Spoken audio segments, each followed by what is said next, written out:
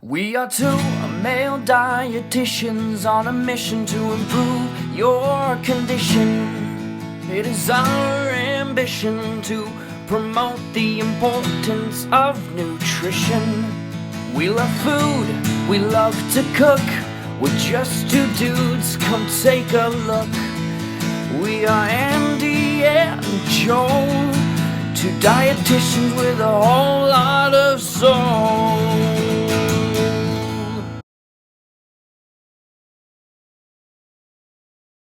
Hi, Andy. How's it going, mate? Good to see you again. Yeah, likewise. Hi, everyone. Welcome to another episode of Dudes Talk Nutrition.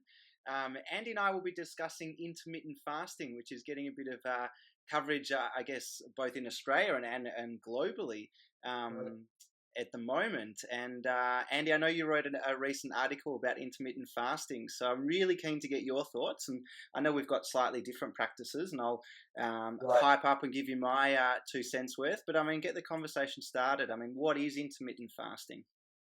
Right. So intermittent fasting, it comes in a few different forms, but what it is for the most part, it's you go a few days of the week without eating for an extended period of time, and then you end up eating a small amount of calories on those days, while then consuming your regular intake on the other days. So it essentially is exactly what it sounds. You fast intermittently. Some days you eat normally, some days you fast. And the idea is on the days that you fast, you consume less calories so that over the course of a week, your average intake of calories is lessened and reduced, and thus it can contribute to weight loss, weight management in that way. So that's the gist of it. Yeah. So what do you think? Yeah, it's funny. I mean, it's just kind of another diet. I mean, all diets work on the same premise: is that we're just looking to restrict or reduce someone's calorie load. Right. But I mean, what are the studies show, and is it sustainable? Right. So I think there's a few things when it comes to intermittent fasting. First of all, it's not any more or less effective than the kind of standard calorie reduced diet. So it's not like it's useless. We're not going to throw it out and say it's useless. If people enjoy that restrictive pattern and gives them structure in a way, some people do enjoy that. So they may have success with that, especially if they have had trouble in the past with the conventional diet. I'd say go ahead, give it a shot. No harm done. In terms of long-term studies, though, from what I've seen, there aren't a lot. I think it's generally regarded as safe, but I'm sure its sustainability in the long term, that may be difficult. But from what I've seen, there's not too many really long-term, high-quality studies, as you might expect with this kind of, novel approach. Absolutely. I mean, I guess you just talk about another option, and I think that's what it is. And I think, the question of sustainability, that's something that I talk about with my clients, is that whatever you're going to do is we need to create a new normal. We need to make sure that it's going to be sustainable. And I think from my perspective, the way I practice is that I try to move away from traditional diets. And focus more on intuitive eating and mindfulness, and I guess being food aware as well. And I just don't know. I mean, intermittent fasting, we acknowledge, yes, there's some positive research to show that it can work. Certainly no longitudinal studies to show the long-term outcomes. But I just wonder in that short term what effect it's really having, and is it just another diet? Because I know personally, if I go a long time without food, I mean, my concentration wanes, and also my mood probably suffers as well. So I know personally, it wouldn't be a good option for me. But I know a lot of people swear by it. And I'll say this, and I totally agree with you on your point. So when clients come into me, I tell them that we're going to make changes that you can see yourself doing for the rest of your life. That's my mantra. So I'm not going to be giving you cauliflower rice diet where you're going to lose 20 pounds in a month. So I totally agree with you from that point.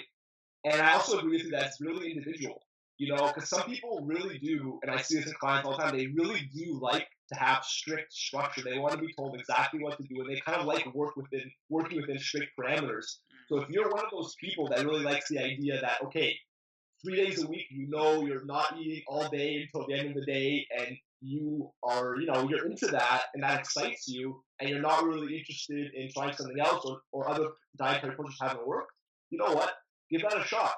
You know what I mean? If nothing else has worked and that kind of structure excites you, give it a shot. You potentially you can get used to it, potentially you won't like it, but you'll really only know if you try. So that's probably what my final take would be on intermittent fasting. It's not some sort of metabolic miracle approach, but it is definitely another option that's viable if it suits the individual. Yeah. You know, that's what I'd say. It's funny, I guess, from a biochemical perspective, some of the research that I was looking at was saying that it can increase things like insulin growth factor, which is really important for protein synthesis, but it can even have positive effects on aging, but at the same time, it can actually compromise our immune function. So I guess this is where we can't definitively say, hey, it's great for us, you know, we should all be doing it. We should wait for the research to guide us. But at the end of the day, it really is just another option.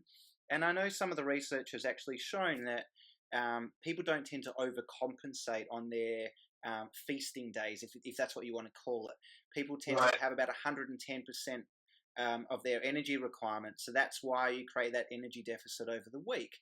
But if you find that you're fasting, you're having 400, 600 calories, whatever it might be on those fasting days, but you far and you know, if you overconsume your calories over those feasting days, that's going to eclipse the good work that you've done on those fasting days. So it can actually lead to weight gain at the end of the day.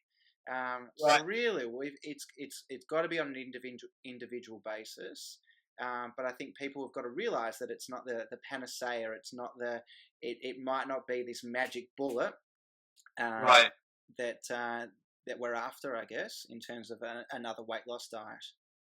Right, and what's always going to matter in the end is the sum of the foods you're eating, the quality of the foods you're eating. So you could play with the timing, you could play with all that sort of stuff, but at the end of the day, the quality of your diet will always kind of trump everything else. And as long as people keep that in mind, you know, an inclusive, balanced diet, you know, even if you change the timing around a little bit, you know, as long as it's inclusive and balanced and includes what you need, if you want to give it a shot, you know, I'm not totally against it.